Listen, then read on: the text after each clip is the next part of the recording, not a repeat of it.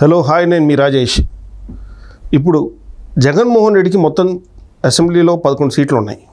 అంటే ఒక cricket team ఉంది, అది కూడా తగ్గిపోయి వాలీబాల్ టీంగా మారుతుందని ఒక మంత్రి పోతే ఒక జోస్యం చెప్తున్నారు, గట్టి వార్నింగ్ ఇస్తున్నారు. అసలు ఆ మంత్రి ఎవరు ఏంటి అనేది మనం కేవీ ప్రసాద్ గారిని అడిగి తెలుసుకుందాం. నమస్తే సార్. నమస్తే అండి. సార్, ఒక మంత్రి స్ట్రాంగ్ వార్నింగ్ ఇచ్చారు, క్రికెట్ టీం వల్ల నీ వాలీబాల్ టీం అయిపోతుంది, చూసుకో మరి త్వరలోనే అని వార్నింగ్ ఇచ్చారు. అసలు ఆ మంత్రి ఎవరు, ఎందుకు ఇచ్చారు, ఏంటి అసలు? సో ఆ మంత్రి ఎవరో కాదండి, మన ఈ యొక్క ఎవరైతే మన పవర్ మినిస్టర్ ఉన్నారో గొట్టిపాటి రవికుమార్ గారు. సో అద్దంకి కాన్స్టిట్యున్సీకి ప్రాతినిధ్యం వస్తున్న గొట్టిపాటి రవికుమార్ గారు ఇచ్చారు. అది అంటే 11 అలా 6 అయిపోతున్నారు వాలీబాల్లో. సో ఒక సైడ్ 6 ఉంటారు, ఒక సైడ్ 6 ఉంటారు కదా, each team will have 6 players. So ఆయన ఇచ్చారు. ఇది ఎందుకంటే జగన్మోహన్ రెడ్డిలో ఎక్కడ కూడా మార్పు రాల. ఎందుకంటే వాళ్ళు పెరిగిన విధం, వాళ్ళు వచ్చిన విధం, ఆ నేపథ్యం, ఆ ఫ్యూడల్ మెంటాలిటీ, ఆ ఫ్యాక్షనిజం మెంటాలిటీ, ఇంకా బెదిరింపు ధోరణి, స్పీకర్ గారికి ఆయన రాసిన లెటరు, దాంట్లోని లేఖలోని సారాంశం కూడా చూస్తే ఎక్కడ కూడా ఒక గౌరవప్రదమైన వర్డ్స్ దాంట్లో లేవు. అక్కడ కూడా థ్రెటనింగ్ చేస్తూనే ఆయన లెటర్ రాశాడు. ఆయన ఏమంటాడంటే, ఇప్పుడు యాక్చువల్గా ఆయన ఒక్కసారి అసెంబ్లీలో ఉన్న రూల్ బుక్ని చదువుకుంటే దాంట్లో ఉన్న రూల్స్ రెగ్యులేషన్స్ అన్నాయి. రూల్ బుక్ చదవకుండానే గత ప్రభుత్వంలో ఆయన మాట్లాడుతూ మీకు 23 ఉన్నాయి, నేను డోర్లు తీశానంటే ఒక 4 వచ్చారంటే మీరు ప్రతిపక్షంలోకి వెళ్తారని ఆయనే అన్నాడు. మరి ఈరోజు ఆ రూల్ బుక్ చదివితేనే కదా ఆ రోజు ఆయన ఉంటాడు. అంటే ఆ రూల్ బుక్ మర్చిపోయాడా, లేకపోతే ఏమనుకోవచ్చు దీని ప్రకారం? ఇప్పుడు మళ్ళీ ఈ మాటలు మాట్లాడతాడు, నాకు ప్రతిపక్ష హోదా ఇవ్వాలి, కావాలని టార్గెట్ చేసి నాకు ఇవ్వట్లేదు, ముందే డిసైడ్ చేసుకున్నాను, ఎట్లా అంటాడు అసలు ఇది? అంటే మీరు చెప్పినట్టుగా ఆ రోజుని చంద్రబాబు నాయుడు గారిని ఒక తీవ్ర స్వరంతో ఒక హెచ్చరించినట్టుగా మాట్లాడాడు అతను. మాట్లాడిన తీరు కూడా ఎలాగంటే, నేను తలుచుకుంటే నీకు ఆ హోదా కూడా ఉండదు, ప్రతి హోదా కూడా ఉండదు అని చెప్పి మాట్లాడడం జరిగింది. అదే దేవుడు రాసిన స్క్రిప్ట్ ఇది. దేవుడు రాసిన స్క్రిప్టే కదా ఇది. ఈ రోజున హోదా లేకుండా కూడా నీకు ఆ రోజున తెలుసు కదా, నీకు హోదా లేకుండా చేస్తాను అని చెప్పిన వ్యక్తివి ఈ రోజున హోదా లేకుండా కూడా నేనే హైయెస్ట్, నాకే ఎక్కువ ఉన్నాయి, అసలు ఏ విధంగా మాట్లాడంటే అతను ఒకటి అసలు రాజకీయ పరిపక్వత ఉందా, రాజకీయంగా ఇతనికి ఏమైనా నాలెడ్జ్ ఉందా, లేదా రాజకీయ శూన్యం అనేది మనకు అర్థం అట్లా. కానీ ఏదేమైనా ఈ బెదిరింపు అనేవి వాటికి ఎల్లకాలం సాగదు. ఇన్ని రోజులు మనం చూసి 5 ఏళ్ళుగా ఎన్ని రకాలుగా వ్యవస్థలని భ్రష్టు పట్టించారు. ఇట్లా ఐఏఎస్లు కానీ ఐపీఎస్లు కానీ లొంగన వాళ్ళని ఏ విధంగా లొంగ తీసుకున్నారు, ఏ విధంగా భయపెట్టారు, ఈవెన్ ప్రతిపక్ష నాయకులను కానీ కార్యకర్తలను కూడా ఎటువంటి భయభ్రాంతులు గురి చేశారు, ఎన్ని కేసులు పెట్టారు, మాట్లాడితే కేసు, నుంచుంటే కేసు, కూర్చుంటే కేసు, ఈ విధంగా రకరకాలుగా యాగి చేశారు. ఈ రోజున అయినా సరే ప్రజలు ఇంతటి తీర్పు ఇచ్చిన తర్వాత కూడా కనీసం తనలో కించెత్తు పరివర్తన కూడా లేకుండా, అసలు ప్రవర్తన మారుకుందాం అనే ఒక మార్పు లేకుండా, అసలు ఎందుకు ఈ విధంగా రిజల్ట్ ఇచ్చారు, మనకి ఏం చేసాము, ఎక్కడ తప్పులు చేసాం అని కనీసం క్షమిక చేసుకోకుండా, ఆత్మ పరిశీలన చేసుకోకుండా ఇంకా ఈ డబాయింపులు, ఇంకా ఈ బెదిరింపులు దిగడం అనేది అతని యొక్క బెదిరింపులు దిగాల్సిన అవసరం లేదు. ప్రజలే మోసం చేశారని చెప్పుకుంటారు. ఎక్కడన్నా చేస్తే ప్రజలకు గవర్నమెంట్లు మోసం చేయాలి, లేకపోతే అధికారులు మోసం చేయాలి. ఇక్కడ ప్రజలే మమ్మల్ని మోసం చేశారని మాట్లాడుతున్నాడు. అంటే ఆ స్థాయిలో ఆయన ఉన్నాడు. ప్రజలే మోసం చేశారంటే ఇప్పుడు కేవలం ఏదో అక్కడ ఇక్కడ అప్పులు తీసుకొచ్చి ఉన్న ఆస్తులన్నింటినీ కుదవ పెట్టేసి ప్లస్ దొరికిన కాడల్లా అప్పులు పట్టుకొచ్చి డబ్బులు పంచడం కాదు కదండి. డెవలప్మెంట్ అంటే ఏంటంటే రాష్ట్రంలో శాంతి భద్రతలు ఉండాలి, ప్లస్ రెండవది ఏంటంటే ఎంప్లాయ్మెంట్ జనరేషన్ ఉండాలి, సంపద సృష్టించాలి, ఇండస్ట్రీస్ని తీసుకురావాలి. అలాగే మెగా డిఎస్సీ చేస్తా అన్నాడు, చేయలేకపోయాడు.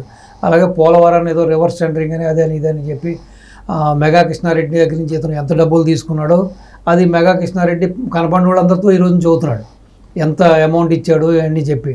అలాగే అనిల్కి ఇస్తా అన్న షేర్లో కూడా అనిల్కి ఇవ్వకుండా మిగతా ఇతను చుట్టూ ఉన్న 4 రెడ్లు పనిచేసుకున్న సంగతి కూడా ప్రపంచానికి తెలుసు. సో ఇన్ని అవకతవకలు చేసి, ఇంత దోపిడీ చేసి, ఇన్ని అక్రమాలు చేసి, ఇన్ని దుర్మార్గాలు చేసి కూడా ఈ రోజును కూడా ప్రజలు మోసం చేశారు. ప్రజలు విసిగి వేసారిపోయారండి. ప్రజలు విసిగి వేసారిపోయారు. నీ దరిద్రకొట్టు పాలనలో, నీ నీచ పాలనలో, నీ నికృష్ట పాలనలో ప్రజలు విసిగి వేసారిపోయారు.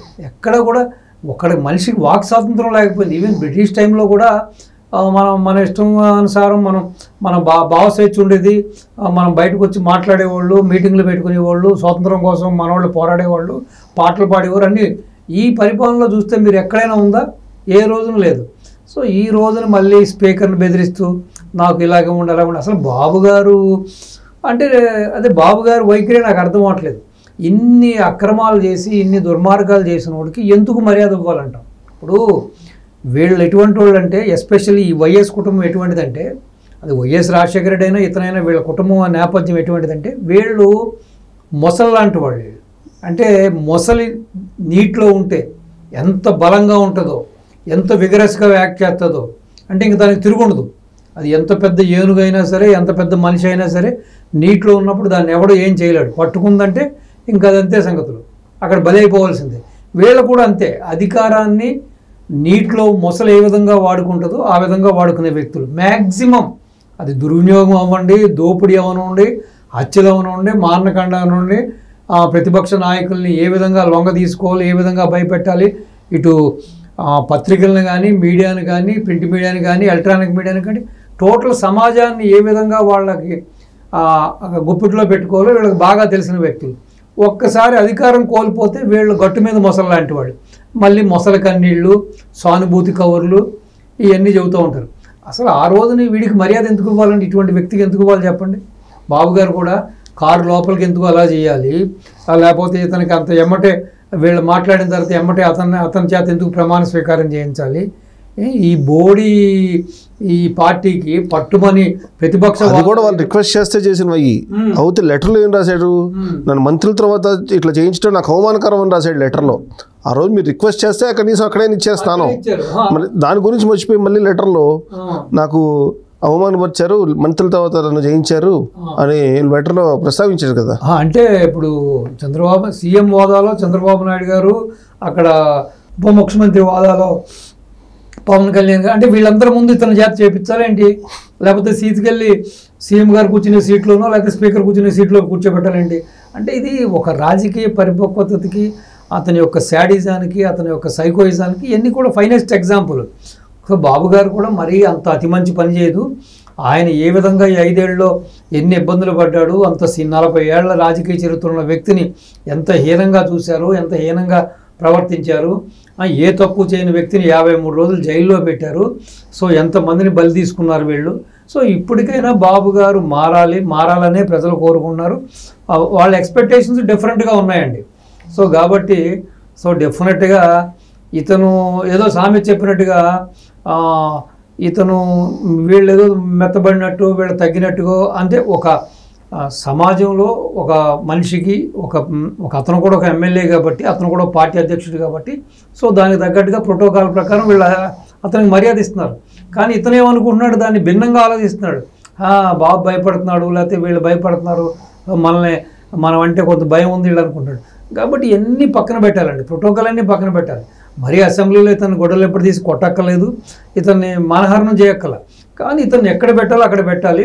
ప్లస్ సెంట్రల్లో ఏదైతే సిబిఐ కేసులు ఉన్నాయో, ఈడీ కేసులు ఉన్నాయో, ప్లస్ రాష్ట్రంలో ఇతను చేసిన దోపిడీ, ఇతను చేసిన అన్యాయాలు, దుర్మార్గాలు అన్నీ కూడా సామాన్యుడు కూడా అర్థమవుతున్నాయి, సామాన్యుడు కూడా చూస్తున్నాడు. కాబట్టి ఈ కేసులన్నింటినీ త్వరితగతిన అన్నింటినీ కూడా చేసి ఆ జ్యుడిషియల్ ఎంక్వైరీ చేసి ఆ డబ్బు ఎలా రాబట్టాలి, వీళ్ళు దోచేసిన ఆస్తులు ఎలా రాబట్టాలి, ఆ పొలాలు ఎలా రాబట్టాలి, అన్యాక్రాతం అయిపోయిన ల్యాండ్స్, గవర్నమెంట్ ల్యాండ్స్ని ఏ విధంగా హ్యాండ్ ఓవర్ చేసుకోవాలి, అన్యాయం అయిపోయిన జనాలకి ఏ విధంగా న్యాయం చేయాలో చేసి ఇతన్ని అంత తొందరగా ఇతను శ్రీకృష్ణ జన్మస్థానానికి పంపిస్తేనే ఈ రాష్ట్రం బాగుంటుంది.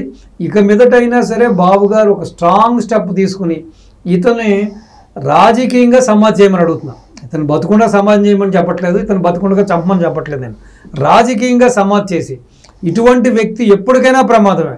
ఎందుకంటే ఇతను నమ్మే ఇంకా మూఢభక్తులు, ఇతను నమ్మే కొంతమంది వ్యక్తులు ఇంకా గుడ్డిగా కులం పేరుతో, మతం పేరుతో, వర్గం పేరుతో ఆరాధిస్తున్నారు. కాబట్టి వాళ్ళందరికీ కూడా ఓకే ఫైన్, శ్వేతపత్రాలు 7 సంస్థల మీద శ్వేతపత్రాలు రిలీజ్ చేస్తా ఉన్నారు. ఆ విధంగా ఎండగట్టి, ప్రతి క్షణం ఎండగట్టి, ఇగో ఇతను పలానా చోట ఇది దోసేసాడు, పలానా చోట ఈ పని చేసాడు, ఎండగట్టడం మాత్రమే కాదు, శ్వేతపత్రం రిలీజ్ చేయడమే కాదు, దానికి తగ్గట్టుగా కేసులు బుక్ చేయాలి, జ్యుడిషియల్ ఎంక్వైరీ చేయాలి, ప్రూవ్ అయిన ఎమ్మటే దానికి తగ్గట్టుగా శిక్షలు పడుతూ ఉండాలి. ఎంటైర్ ఈ వైసీపీకి సంబంధించిన ఈ జగన్మోహన్ రెడ్డి గ్యాంగ్ అందరినీ కూడా శ్రీకృష్ణ జన్మస్థానం పంపించి ప్రజలందరూ కూడా ఈవెన్ ఇప్పుడు ఎవరైతే అతన్ని అభిమానిస్తున్నారో, ఎవరైతే మావాడు అనుకున్నారో వాళ్ళు కూడా చేదరించుకుని వీడింత చీడపురుగా, వీడింత పేడపురుగా, వీడు రాష్ట్రాన్ని ఈ విధంగా నాశనం చేశాడనే విధంగా వాళ్ళందరికీ కూడా ప్రస్ఫుటంగా తెలవాలంటే ఆ దిశగా బాబు గారి చర్యలు అతి కఠినంగా స్ట్రాంగ్గా ఉండాలి. వాళ్ళలాగా నేనేది మ్యాన్ హ్యాండిల్ చేయమని చెప్పట్లేదు, వాళ్ళలాగా మానహరణం చేయమని చెప్పట్లేదు. చేసిన తప్పుల్ని ఎండగట్టమంటున్నా, చట్ట ప్రకారం చేసిన తప్పులకి శిక్షలు వేయమని చెబుతున్నాను నేను. ఇంతకు మించి ఉపేక్షిస్తే ఈ లెటర్ కాదు, ఇంతకు మించి లెటర్ రాస్తాడు. అవసరమైతే మైక్ పట్టుకుని అందరినీ కూడా మళ్ళీ పాత పద్ధతుల్లో చీపులతో కొట్టండి, చెప్పుతో కొట్టండి అని రకరకాలుగా మాట్లాడతాడు ఇతను. కాబట్టి ఇతను నోటికి తాళం పడాలంటే ముందు ఇతనికి ముందు కాళ్ళకి బంధం వేయాలి. ఆ బంధం అనేది ఏంటంటే శిక్షల ద్వారానే వేయాలి. ఓకే, చూద్దామండి. 5 ఎమ్మెల్యేలు ఎవరు త్వరలో టీడీపీలో చేరబోతున్నారో చూద్దాం.